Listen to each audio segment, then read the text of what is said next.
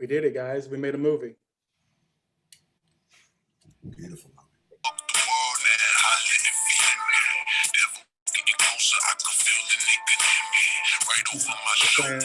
Playing the song.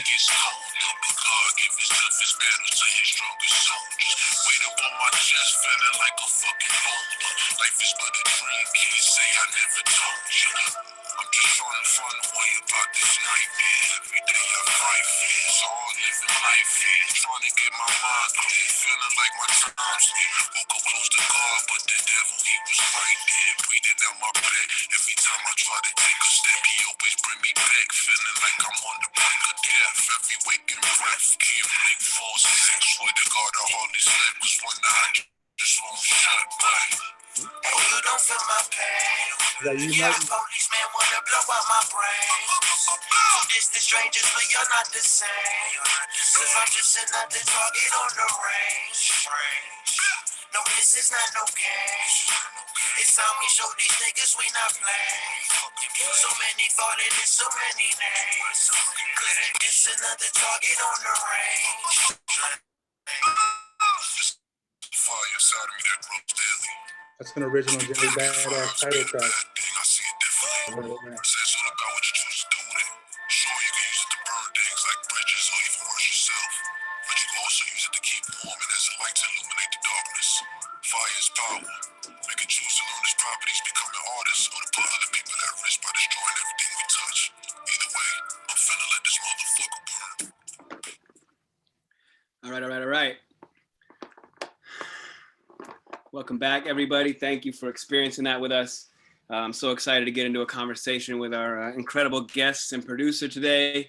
It's really nice to have everybody here. So without further ado, I want to kick this off to our producer and our guests, Jon Stewart and Jeffrey Katzenberg and Sean Combs. Please take the wheel there, John, and let's have interesting conversations. The chat is live. Chiming in. It's great to see you here. Let's Beautiful. get into it. First, let me start with, as we all know, an entrepreneur, music icon, one of the producers of the film. Congratulations to all of you. Sean, what got you interested in the project? How'd you get involved? Me and Joey Badass is like my little brother, and Van Lathan is somebody who I've become friends with over the last 2 years. And I know that they were working on a project and doing it during the time of the pandemic, and you know, just being independent filmmakers, and you know, Joey's passionate about it and Van's passionate about it. I viewed them, and man, it was important for me to get involved with it, because what we are charged with as artists are to use our power. And these independent filmmakers, they really use their power to the fullest, to show the Black insanity that we live in on a daily basis. Something like that people take for granted, just getting home to their dogs, or just want to actually just live another day.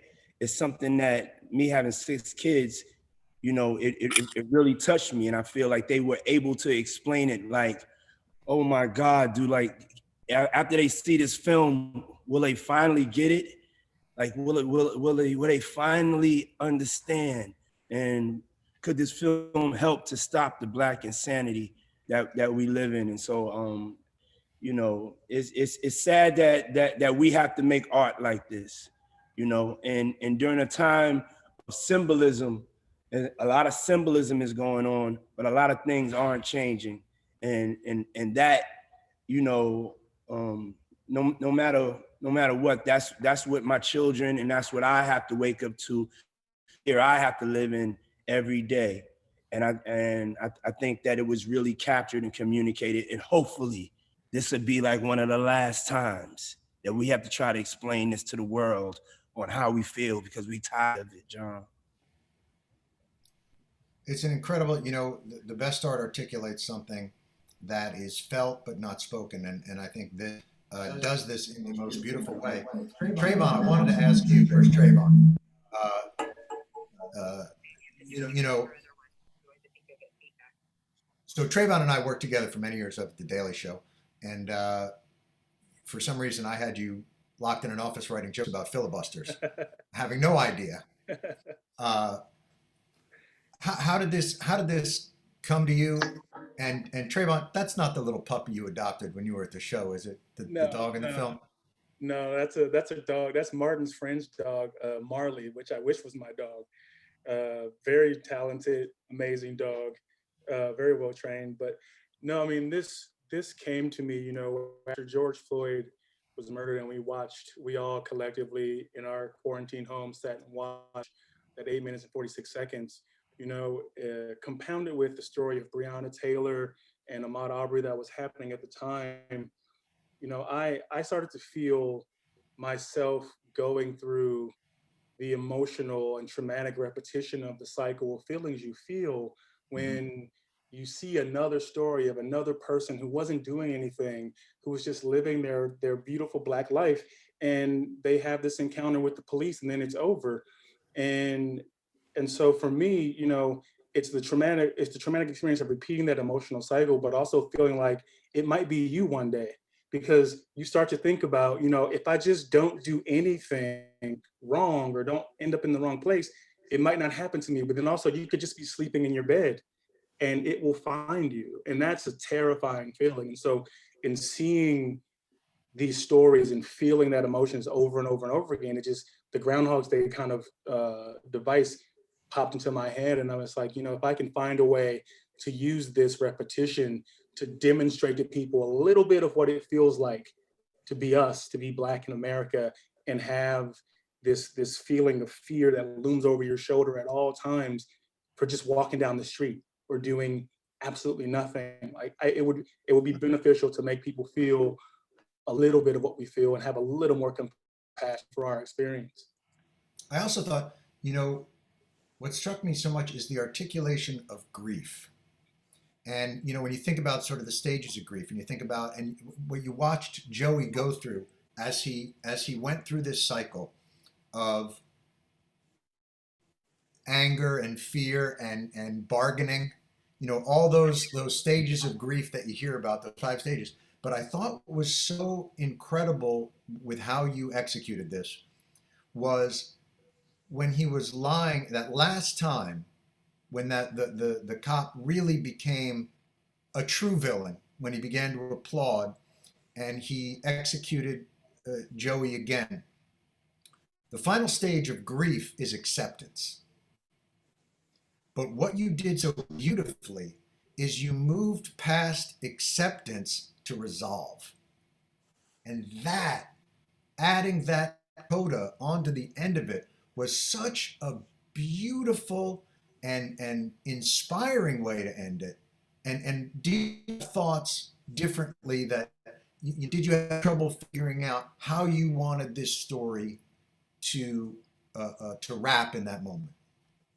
Yeah, I mean that's a great question, and thank you so much for recognizing that. I mean, we in the very first earliest draft of the movie, it did end originally at where Joey dies that last time, and that was at the time a reflection of how I felt and how we all felt at the time. It was July. We were still very in the midst of our anger and our rage at what was happening, and to me, that representation of showing Joey, in a hopeless state is how I felt at the time. Was hopeless. But in talking to Martin and talking through the story and talking to Jesse and talking to Lawrence Bender, our other producer, it became clear that I had to move past what I was feeling in the moment to make a film that extended past that. And that included, finding a way to leave people with more than the anger and the rage. And so it's the thing that has us out in the streets in the hundreds of thousands. It's the hope that we can change and do something different. And by giving Joey that last chance to, one, be alive again, and then also demonstrate that he's also never going to quit. He's going to keep trying until he wins. It's exactly what we all feel. It's exactly what we all want. It's exactly why all of us are here in this group right now on the Zooms, because that's what we've all done in our lives, from Sean to Jesse to Jeffrey to Martin, you, John. It's the thing that we've all experienced in different versions and in different stages. But you know, for us as Black men and Black women, it also includes our lives, and so it was important to actually go that last step and, Right. and add that resolve. An incredible moment. Zaria, I want to ask you. I think one of the ways that this film is so effective and so beautifully rendered is your performance with Joey. The relationship is so delightful. It's so lovely and charming and light and beautiful that it sets us up for such devastation. But what a wonderful performance that you had with Joey, and all the colors that you two paint. Had you known each other prior? Was that a chemistry you developed in that moment? How did that come about? Well, first of all, I want to thank you, because that's I really appreciate what you said.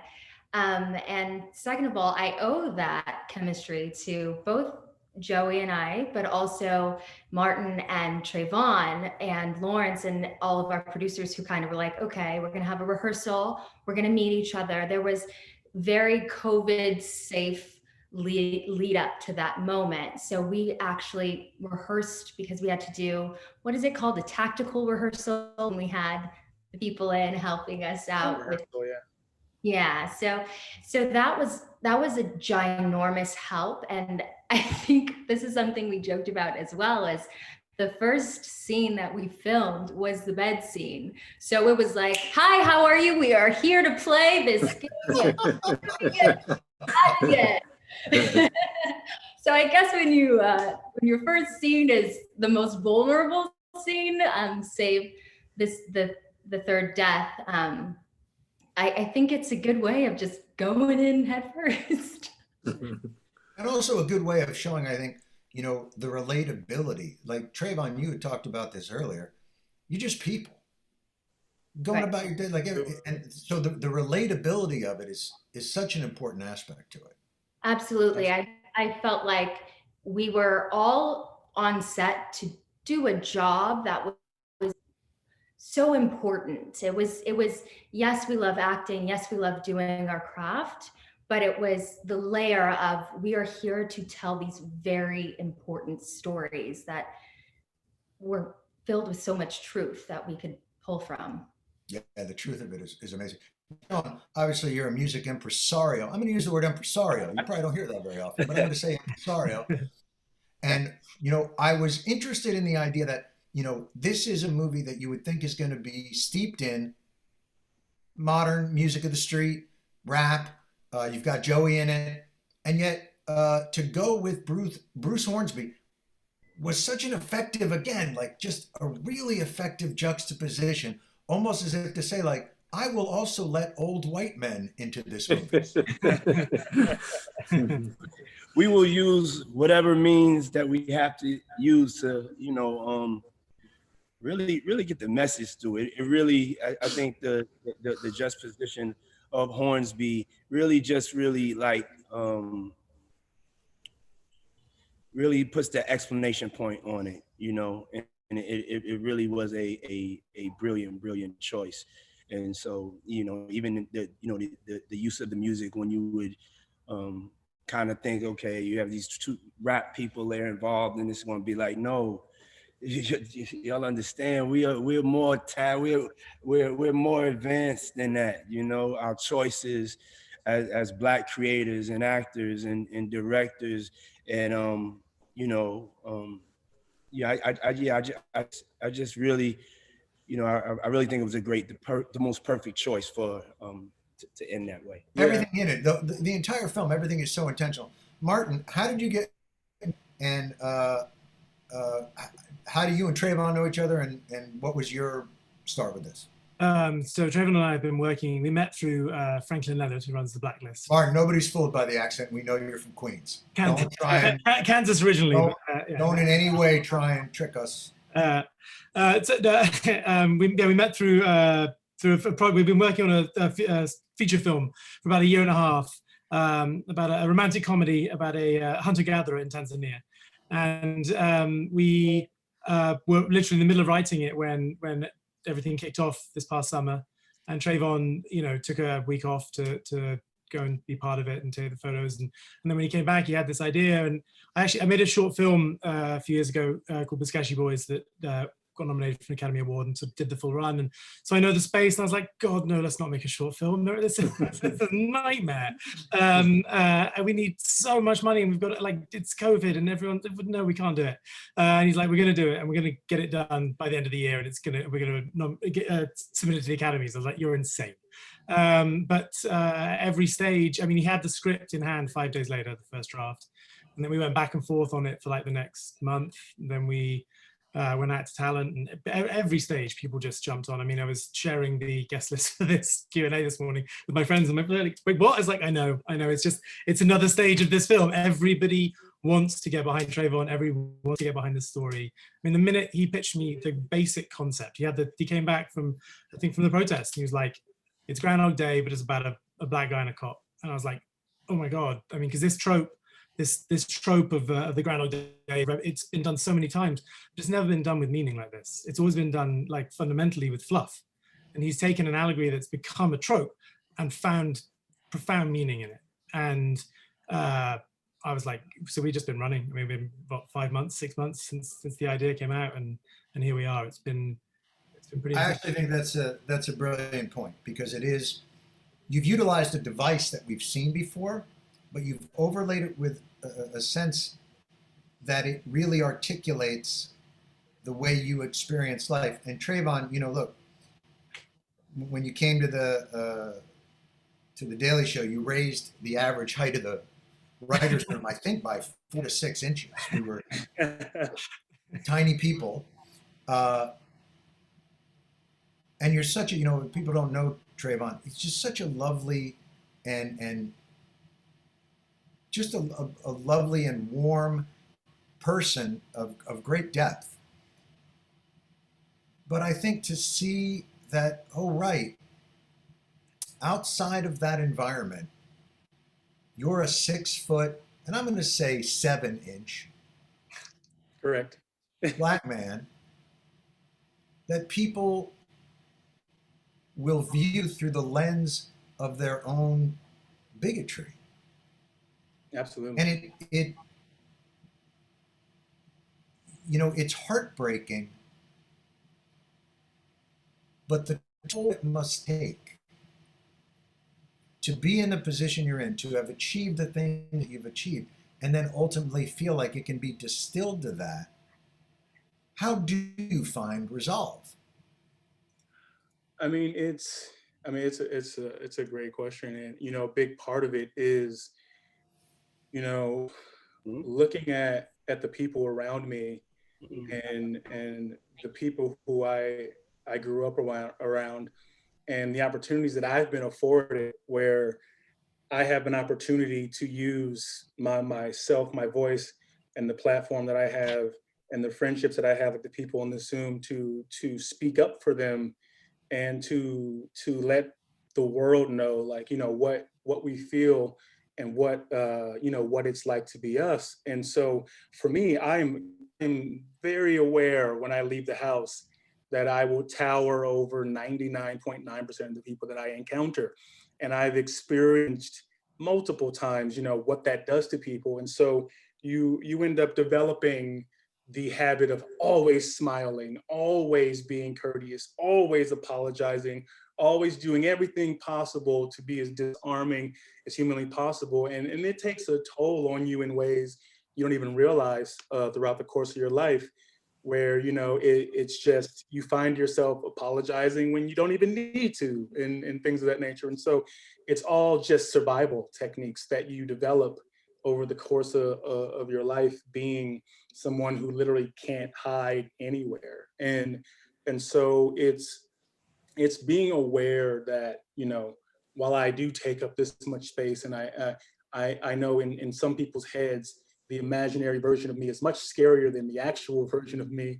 I have to find a way to marry those things in a way that allows people to not overreact to my appearance or presence. And so it is absolutely a challenging daily dance that I have to do, and that people like me have to do on a regular basis, because we just can't, we have no control over how people view us and what preconceived notions they bring to us when they meet us. And so it's making movies like this that will allow people to see us differently, that I hope can lessen that experience. When you watch someone like Joey, like Carter, who is a very normal dude who was just a cartoonist trying to get home to his dog, and he keeps running into the same issue because a cop has an idea of who he thinks he is, because he has a rolled up wad of money, or he thinks his cigarette smells funny, or all these other things. And so it's an expression of just trying to balance that, trying to do that dance.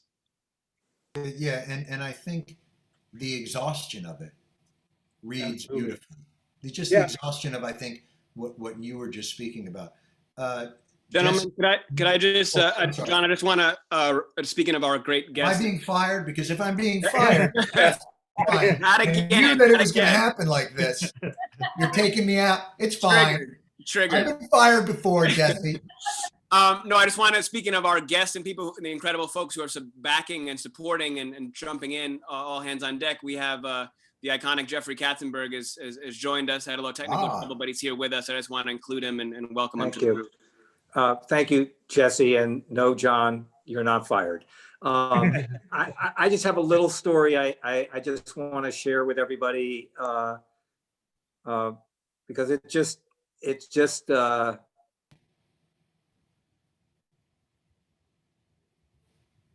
Did he just freeze? Oh man. What an exit. Exit I have ever. Oh, he's back. He's back. Sorry, He's Jeff. back. Froze. And that was that. I just want to share a story. Is this working now? There we go. Yeah. So I just want to share a little story with everybody that just so wonderfully talks to the idea that, when you're a giver, it's remarkable sometimes the things that you can get in return. And so 20 some odd years ago, Steven Spielberg and I made a contribution to the Los Angeles school program called Inner City Arts. And it was for gifted public school kids to encourage them to go into the field of entertainment, something that would seem so alien if you're on the streets of Compton. And as part of it, I went down and I spoke to a class of 10th graders. And just to try and be a cheerleader and to be enthusiastic and to offer them the dream that there are opportunities out there in the world.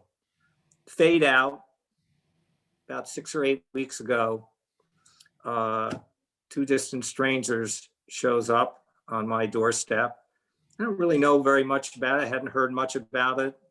Lawrence Bender and the producers said, take a look at it. And I did. And then what was revealed to me was a student in that 10th grade class was Travon. And I cannot express the pride and just the great reward for me of just knowing we had that teeny little connection at that moment, whatever it did to add the fuel to your fire. I'm so grateful and just so impressed and proud of what you have done and what you've accomplished. And this film is yet one more great accomplishment for you, but it doesn't touch where you're going. And I can't wait to see what's next for you. It's going to be remarkable. Let me just say, Jeffrey, this is for me. You're not getting a cut of this. Here's the thing. You can't come back now Yeah. So and say, Travon, you owe me. That's not how this all I want to works. say is the difference of this is all I want to say today is to Travon and to the producers and all of you, the work you've done. Puffy, nice to see you, which is just thank you. And just, I appreciate you and appreciate what you've done. And you're entitled to all the rewards and recognition that you've worked so hard for in this, and fingers crossed and rooting for you all the way. So thank you so much for, let me just even be a cheerleader today. Thanks very much, Jeffrey. Thank you. Right there. So let me wrap up with boy, he really doesn't know how to work that thing.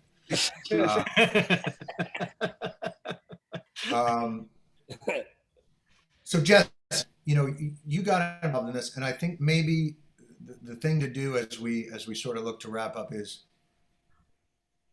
people are so desperate for a path forward out of this. I feel like this film, it's not a roadmap, but man, is it a road in. It allows people in a way like nothing I've ever seen. So what is for you the meaning of it, and the place where you feel like you'd like to see this conversation go? Well, what comes to mind is moving past the letting perfection be the enemy of the good, in terms of needing rose petals to be laid at your feet in order to see humanity in African people. Needing it to be perfect and us to be dressed a certain way and speak a certain way, and having the narrative fit a way that can relate to you. Travon and I joked at the script stage about the role of the dog, and the role of us, people relating to the life of a dog and wanting to, in dog ownership and companionship and life, really value in the lives of dogs. It's been kind of a bit of a meme joke, that people in this country might care more about the lives of dogs than they do about Black people. And down to, in the edit, the dog's waiting and whimpering and waiting for Carter to come back. And we can relate to that feeling and that desire to just, so often Black narratives have to be Herculean in their journey. It's got to be Jackie Robinson, James Brown. It's got to be the best in the fucking world to ever have done it in order to be worthy of your hour and a half. Whereas white folks get to make movies about standing around and going home for Thanksgiving and just living. And that's beautiful. And that's a real privilege to not have to be conquering the world to be worthy of folks' attention, folks with power's attention. So I think that is a nice little revolutionary part of the narrative, is it is just, as we say, just a boy, a person, in this case, a young man, just trying to get home to his dog. Now can you see us? Now will you let us in to your hearts and your homes? It's just people. Are we on the same page now? Mm-hmm. So what would you do if it was your son?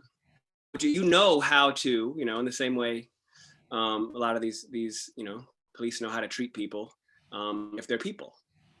So let's pretend that we were people. Now what? So I think if we can stop being distracted and using all of our energy trying to get you to see us as human beings, then we can talk about how to act with humanity. We'll be ready to really make some necessary progress and we're stuck in Act 1 and we don't need to be. Yeah, I imagine it's tiring to constantly be having to look for the juxtapositions to prove your case, that there's a sense that this is a case that has to be proved. I think we saw the events of January 6th and the difference between a young man just trying to get home to his dog and someone in adorned in Nazi paraphernalia storming the very seat of our democracy and meeting almost no resistance. Yeah. But at what point do we, as this movement, get past the education of white people stage? You've all been groundbreakers in majority white industry. At what point does the effort to educate become just the anger to disassociate? Well, a lot of us, frankly, are thank goodness past that now. Especially we've seen that this year. We're not honestly waiting for white folks anymore. We're going to do it. So you see that in the Black Lives Matter movement. You see that in the streets. You see that in the halls of power. You see that in trying to push legislation forward, holding electeds accountable, pressing people to finally vote with power and information as opposed to just voting whoever is a Democrat.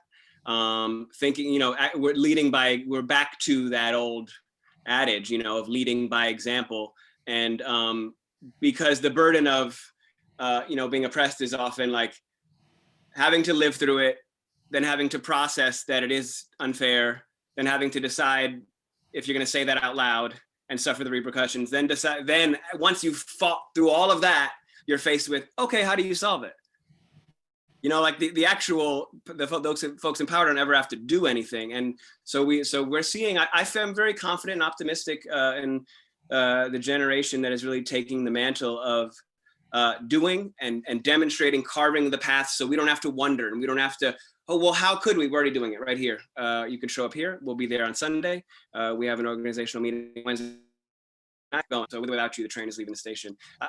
Politically, I would say that's true. And certainly in terms of, the biggest in the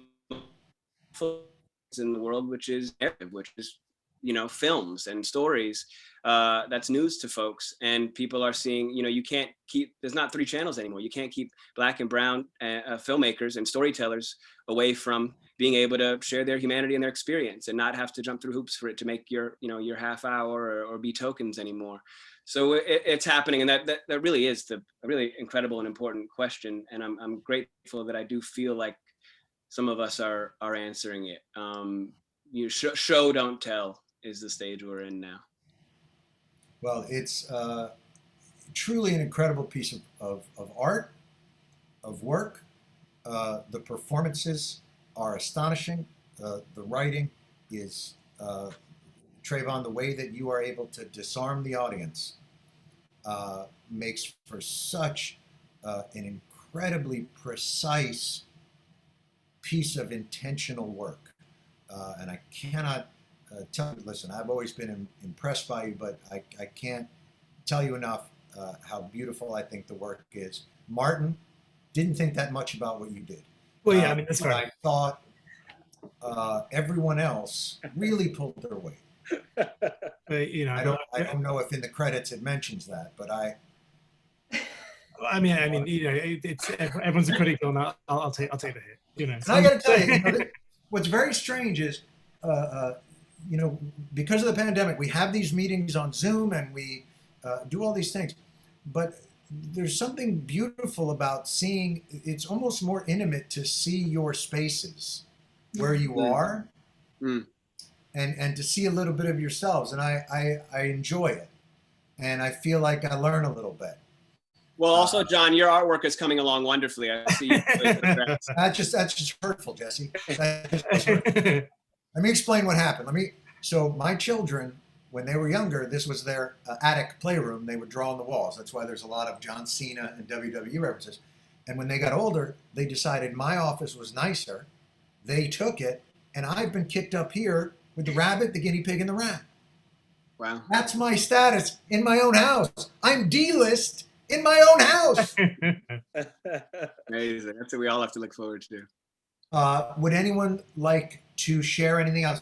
And if there were questions from the audience, and I'm not exactly sure how to accomplish that. But Travon and I have been sort of type answering them as they've been coming in. Oh, have you? Okay. Right. But there's a couple hands raised I saw, but I don't know if they left or put them down. If there was anything that you guys wanted to answer or thought to answer.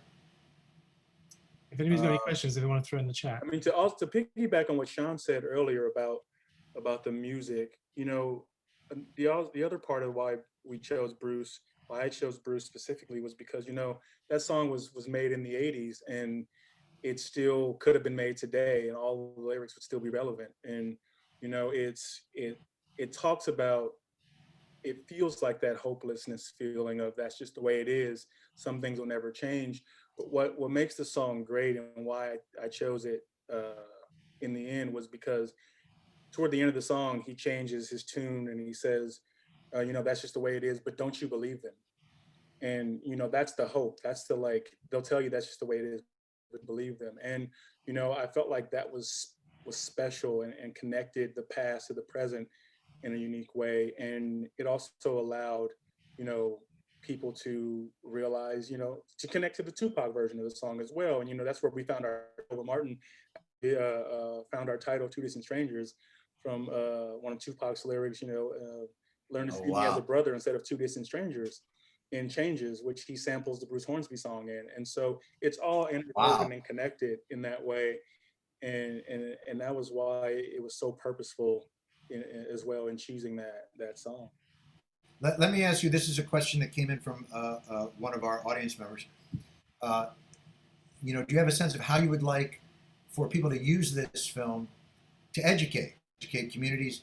You know, is there a guide or a workshop or something that could be related to that? And is that something that you guys had thought about? Because it is going to be the kind of thing that communities are going to want to use to educate. Yeah, absolutely. I mean, I think it's a great piece to use to enter into a conversation about the issues around, you know, Black life and policing, and, you know, what it means to feel hopeless and hopeful at the same time. And I think it's a great piece to start a conversation between communities and law enforcement in those communities, and you know, to understand, you know, why would a group of people, you know, feel this way about your profession and what you do, and how can you bridge the divide between those two things? How can you reshape, you know, the relationship between those two groups so that pieces like this don't need to exist? And so I think it definitely can serve as you know, a tool, an educational tool, and then especially for Black people who, I feel like, you know, we watch this movie and we have very different experiences depending on, you know, who we are and what color we are. And I think a big part of what makes this special to me for Black people is it's something you can take into the world to show people what it's like to be you.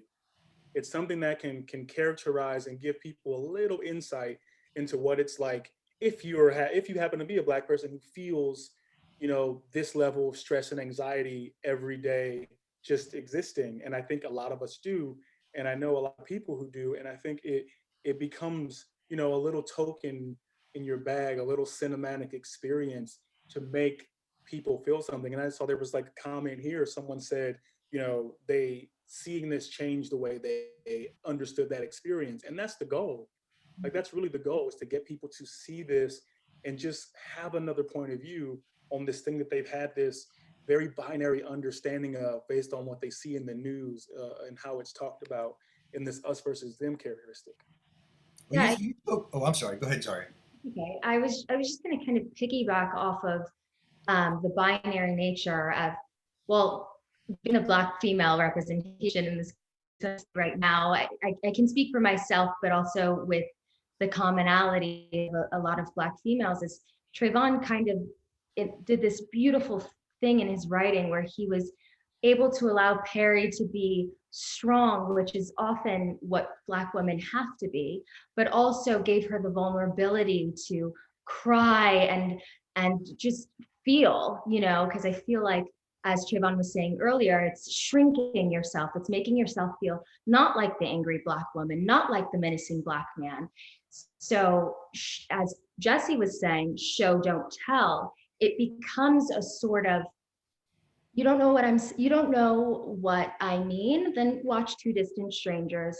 It's not my job to tell you, you know, so that's the power of art is you don't have to have the onus all the time. And if someone says it eloquently enough that you can show it to them, then I think it becomes so connecting. I think this is going to sound a little woo-woo, which I'm not generally, but I really believe that the universe wanted this film right now. Like, and there's a moment at the end where the very final death, when Joey's on the ground, the blood pours out of him. It poured out on set in the one take that we did as the sun was going down, as we were shooting on location to be out and everyone was screaming at us. It poured out of him 85% in The Shape of Africa. We did a tiny bit, like that wasn't our idea. I thought that was intentional. We've debated about lying about that, John. We wanted to lie, but we unfortunately were too truthful too early. So we're gonna have to go with the truth on this one. But it was there, and we were watching it, and we're like, there was so many moments like that. But that was just exceptional because all of a sudden the end of the film had the most, like, the universe gave us that. And like, you know, Travon had this amazing idea, and he's the perfect force for this moment. And like, we were one of the first films back after COVID. Every point, like, we had no money 4 weeks before we started shooting. Like, this thing should never have happened, and it did. And it's because this, at the core of this, the conversation that it is about, and the way that Travon was able to frame that conversation, it's needed.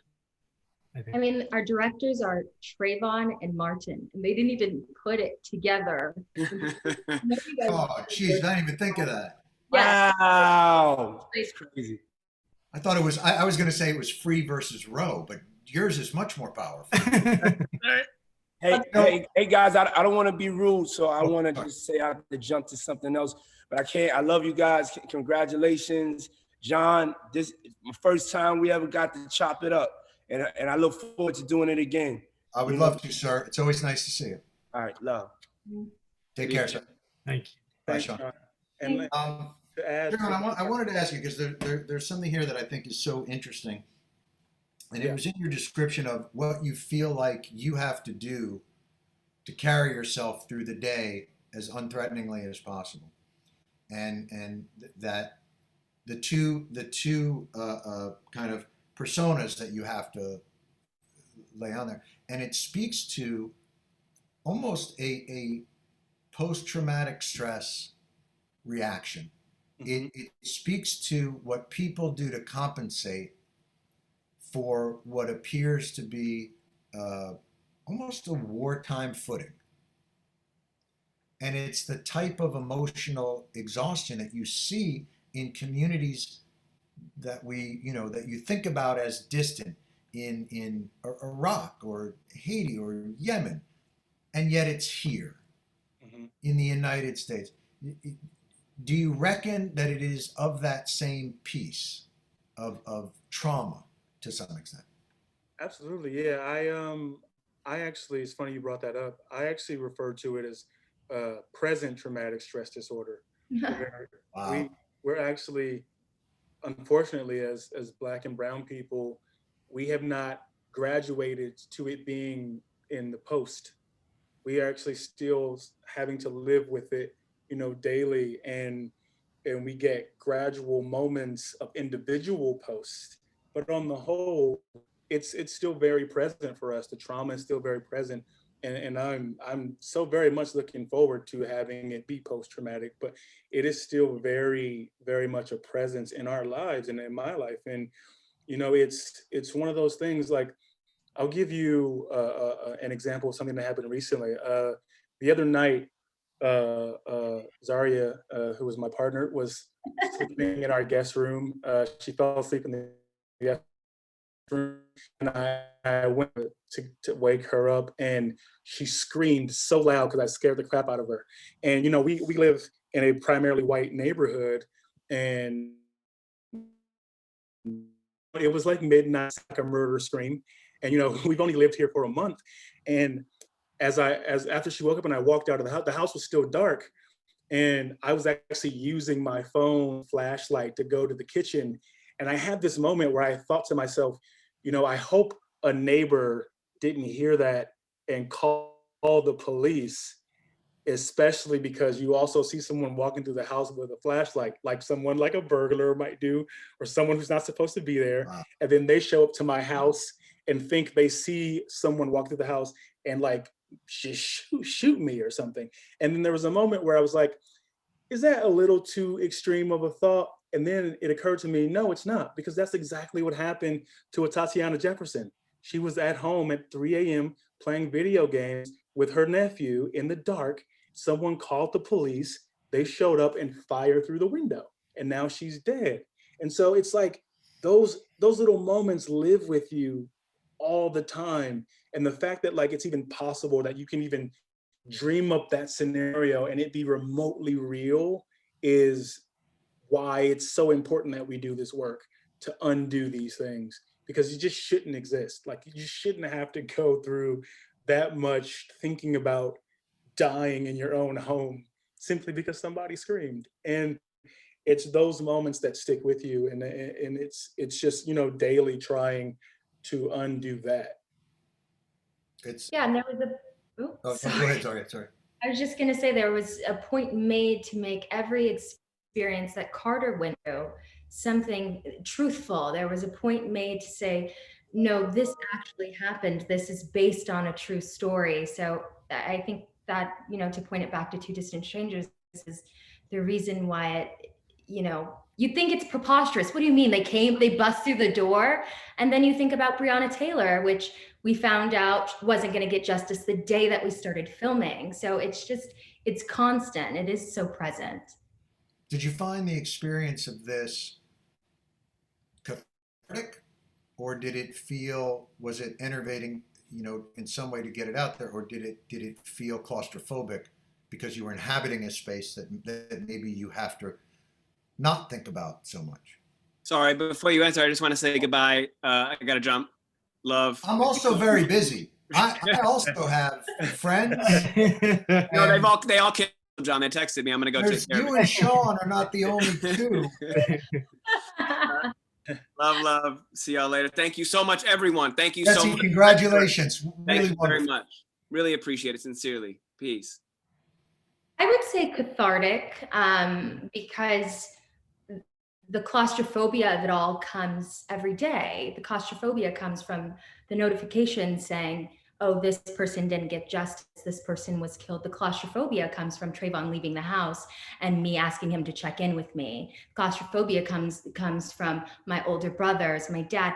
So that is, life is claustrophobic as a Black person, and suffocating when it feels like, does anyone care anymore? Were we just going to march and then we're not going to care anymore?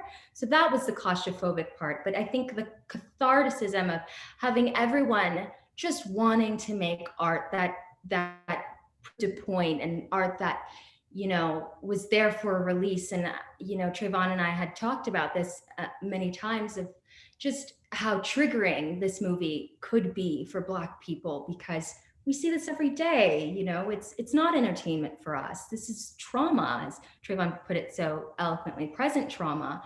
And so, yeah, I was privileged to be able to imagine, unfortunately, what that might feel like, of having someone shot in front of me in my own home.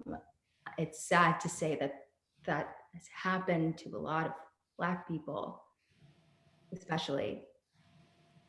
Yeah, it's interesting too. I imagine for a woman who, you know, there's so many things that you have to navigate during your. It's these extra calculations of peril and of trying to create opportunity that seem like are so devastating. Yes.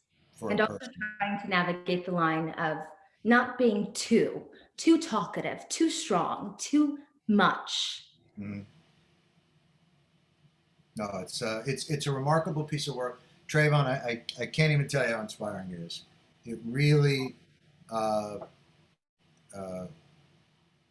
depth of it, especially the intentionality of it, obviously, Zaria, the work that you guys did as actors. You know, it's funny. You ever get the perfect bite?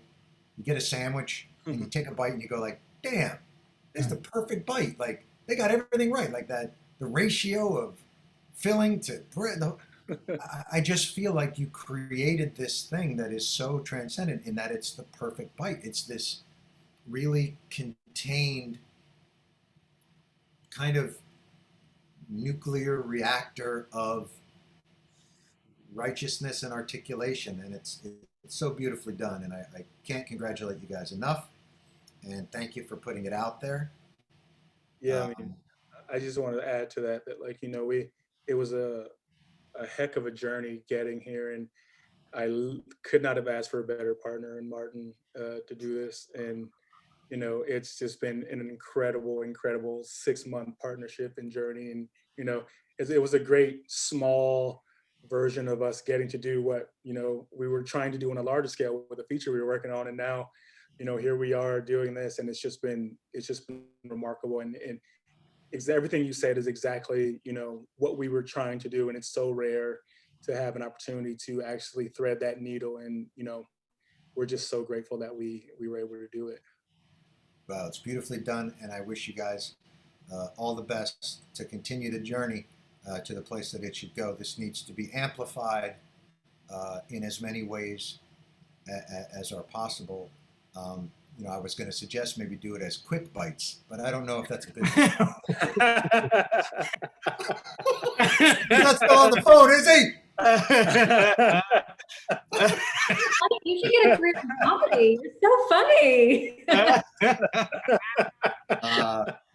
Wonderful, guys. Thank you so much for you know, allowing me the privilege of talking to you guys afterwards about it. And I really do hope to see you soon, young man. I miss you. I miss you too, John. Thank you so much for doing this. Thank you, sir. Appreciate you. Thanks, everybody. Thank you Really for coming. We appreciate you. Thank you so much. Guys. Great job. Great job. Tell your friends, please. Thank you. I think we're still on stage. Yeah, we're definitely still on stage. 98 people, 97. Thank you, everyone. All right. I think